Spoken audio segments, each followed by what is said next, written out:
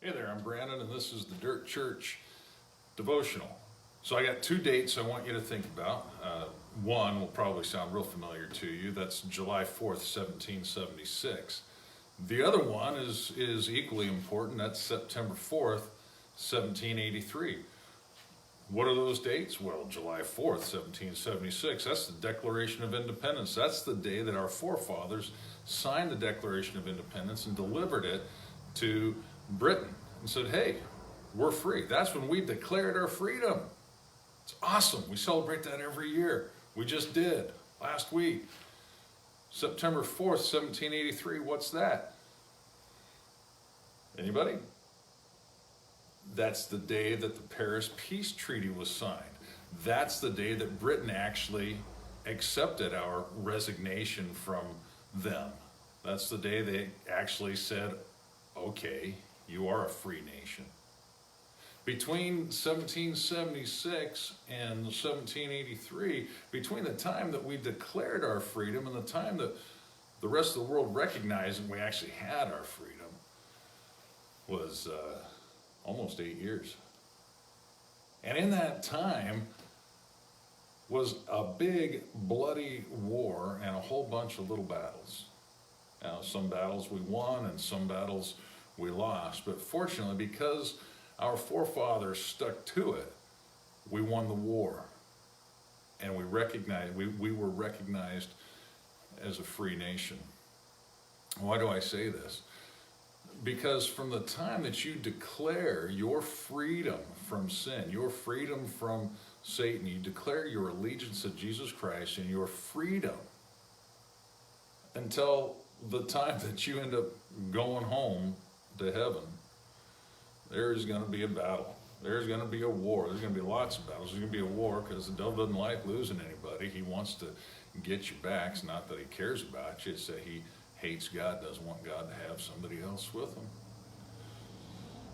And so we shouldn't feel that something's wrong or that it's crazy when we start going through hard times. Well, I gave my heart to the Lord. How come my problems haven't gone away? Nobody ever said your problems go away. In fact, Jesus said you're going to be persecuted. You're going to have hard times if you want to serve him. That's part and parcel with it.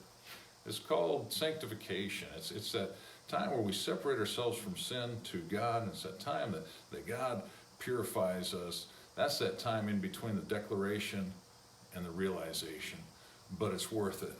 Just like it was worth it for our forefathers and it's worth it for us, it's worth it for us spiritually. To stay strong, to keep the faith, to not grow weary in well-doing, because at just the right time, the Bible says, we'll reap a harvest if we're faithful. See, not everybody is faithful. Not everybody remains true. In fact, there's a guy, you've probably heard his name. He's infamous. His name is Benedict Arnold.